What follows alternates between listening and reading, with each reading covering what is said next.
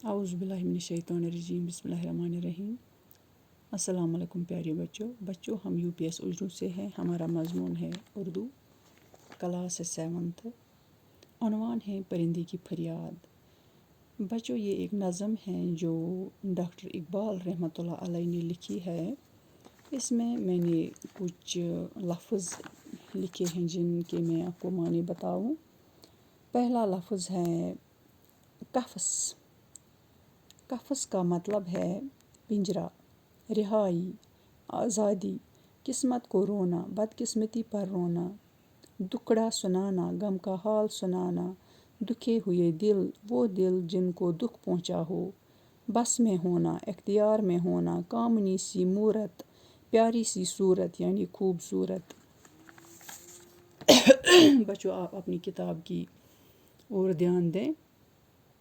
ہم پڑھیں گے پرندہ کیوں فریاد کر رہا ہے۔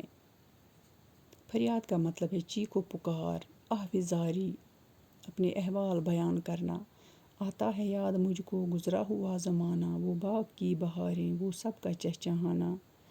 آزادیاں کہاں، وہ اب اپنے گھونسلے کی، اپنی خوشی سے آنا، اپنی خوشی سے جانا۔ لگتی ہے چوٹ دل پر، آتا ہے یاد جس دم، شبنم کے آنسوؤں پر کلیوں کا مسکرانا۔ وہ پیاری پیاری صورت، وہ کامنی سی مورت، آباد جس کے دم سے تھا میرا آشیانہ۔ آتی نہیں صدائیں اس کی میری قفس میں، ہوتی میری رہائی اے کاش میرے بس میں۔ بچوں، اب ہم اس کی تشریح کریں گے، اس کے معنی پڑھیں گے۔ آتا ہے یاد مجھ کو گزرا ہوا زمانہ، وہ باغ کی بہاریں، وہ سب کا چہچہانا۔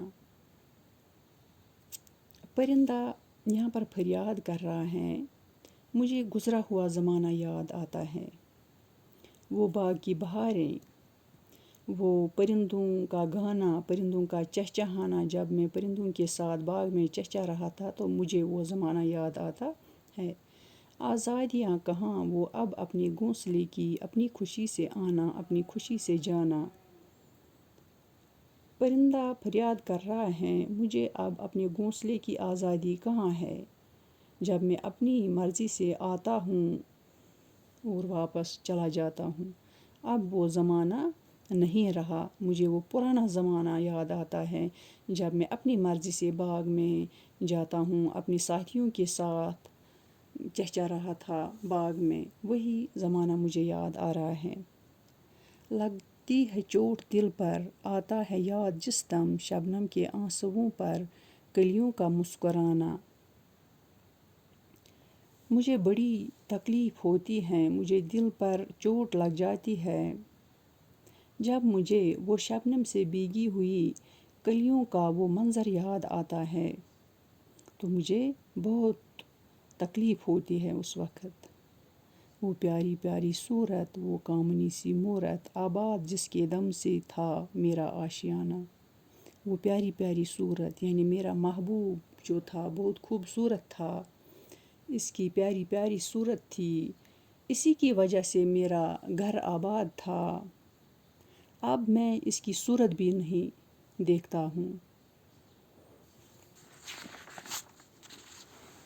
آتی نہیں صدائیں اس کی میری قفس میں، ہوتی میری رہائی اے کاش میرے بس میں۔ اب میں اس کی آواز بھی نہیں سنتا ہوں، میں قفس میں پنجرے میں بند ہوں، میں اب اپنے محبوب کی آواز بھی نہیں سنتا ہوں، جس کی وجہ سے میرا آشیانہ، جس کی وجہ سے میرا گھر آباد تھا، اب وہ مجھ سے دور تھا، اس کی آواز بھی مجھ تک نہیں آتی ہے۔ ہوتی میری رہائی اے کاش میرے بس میں، کاش میرے اختیار میں ہے، کاش میں رہا ہوں، آزاد ہوں، میری آزادی ہوتی، میں اپنے محبوب کو دیکھتا۔ شکریہ بچوں۔